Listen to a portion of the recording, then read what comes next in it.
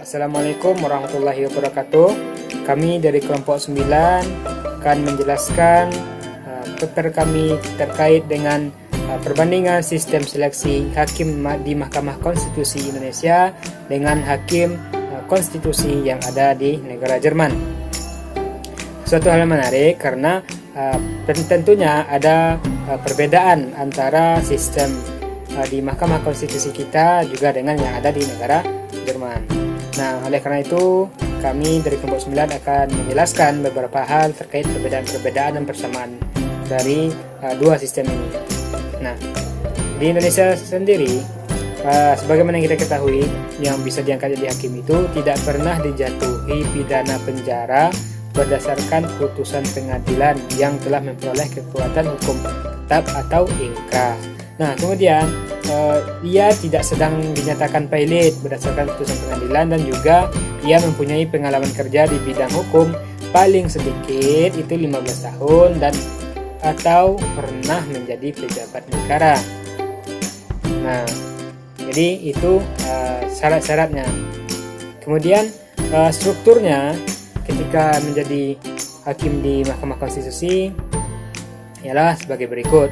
Sebagaimana yang diatur di dalam Undang-Undang Nomor 8 Tahun 2011 Pasal 4 bahwa terdiri dari 9 orang hakim yang ditetapkan dengan keputusan presiden. Nah, dari 9 orang hakim itu ada 7 orang anggota hakim konstitusi, seorang wakil ketua dan 1 orang ketua hakim konstitusinya. Kemudian ketua dan wakil ketua Mahkamah Konstitusi itu dipilih oleh anggota hakim. Jadi mereka sendiri merembuk untuk memilih siapa ketua dan wakil untuk jabatan selama 2 tahun 6 bulan. Terhitung sejak pengangkatan ketua dan wakil tersebut. Nah,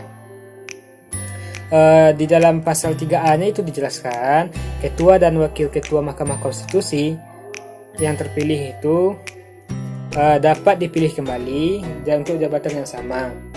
Nah, kemudian syarat yang keempatnya, strukturnya itu adalah sebelum ketua dan wakil ketua itu memimpin, maka sebelum adanya itu yang memimpin untuk pemilihan adalah hakim yang paling tua umurnya. Nah, kemudian ketentuan lebih lanjutnya itu mengenai pemilihan ketua dan wakil ketua Mahkamah Konstitusi itu diatur di dalam peraturan Mahkamah Konstitusi. Nah, mungkin itu beberapa gambaran terkait dengan bagaimana sih seseorang memiliki syarat untuk menjadi hakim konstitusi di Indonesia, dan ketika sudah terpilih itu bagaimana sih formasi atau struktur organisasinya hakim-hakim di Mahkamah Konstitusi Indonesia. Nah, selanjutnya kita akan lihat bagaimana juga dengan sistem yang ada di Republik Federasi Jerman atau negara Jerman. Nah, hal ini akan disampaikan oleh Mas Ujang. Kepada Mas Ujang Hasanuddin, saya persilakan. Baik, di sini saya Ujang Hasanuddin akan melanjutkan membahas mengenai pengangkatan hakim Mahkamah Konstitusi Republik Federasi Jerman. Nah, pembentukan Mahkamah Konstitusi di Republik Federasi Jerman ini atau biasa disebut dengan Bundesverfassung Gericht, yaitu tahun 1949 yang merupakan bagian dari reformasi total pasca kehancuran Jerman akibat Perang Dunia Kedua, yang mana keberadaan lembaganya ini sebenarnya sudah ada cukup lama. Sebelumnya juga sudah ada lembaga dengan nama lain yang berhubungan dengan konstitusi. Nah, kemudian pembentukan Mahkamah Konstitusi Jerman ini dituangkan di dalam Basic Law 1949 dan berkedudukan di Karlsruhe.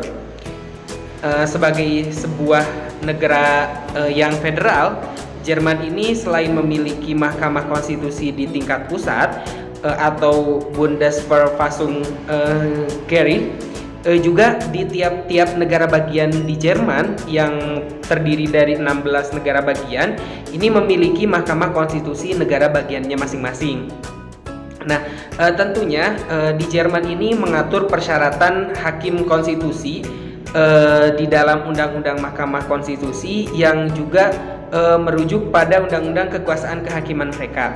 Nah, syarat umur minimal untuk pencalonannya itu adalah 40 tahun Mahkamah Konstitusi Jerman ini mempunyai 2 panel yang masing-masing berjumlah 8 orang. 3 orang hakim dari masing-masing panel ini dipilih dari hakim-hakim Mahkamah Agung Federal atau The Supreme Federal Court of Justice yang mempunyai masa kerja sekurang-kurangnya 3 tahun. Nah, sedangkan untuk kualifikasi menjadi hakim ini menunjuk pada Undang-Undang Kekuasaan Kehakiman yang menetapkan persyaratan yang sangat ketat tentunya. Nah, meskipun semua profesi hukum di Jerman itu berangkat dari kualifikasi yang sama, namun persyaratan menjadi hakim di Jerman ini biasanya lebih sulit. Hanya mereka yang mendapatkan nilai yang bagus ketika ujian negara tahap 2 itu yang dapat menjadi hakim. Nah, syarat lainnya yaitu menyatakan kesediaannya menjadi hakim konstitusi, dan selama menjadi hakim selama menjadi hakim konstitusi ini tidak boleh merangkap profesi lain, kecuali menjadi profesor hukum di universitas-universitas di Jerman.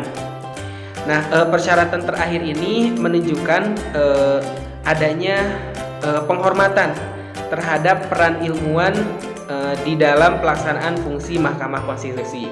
Mungkin sekian yang bisa kami sampaikan dari kelompok 9. Terima kasih atas segala perhatian. Mohon maaf masih banyak kekurangan dan kesalahan.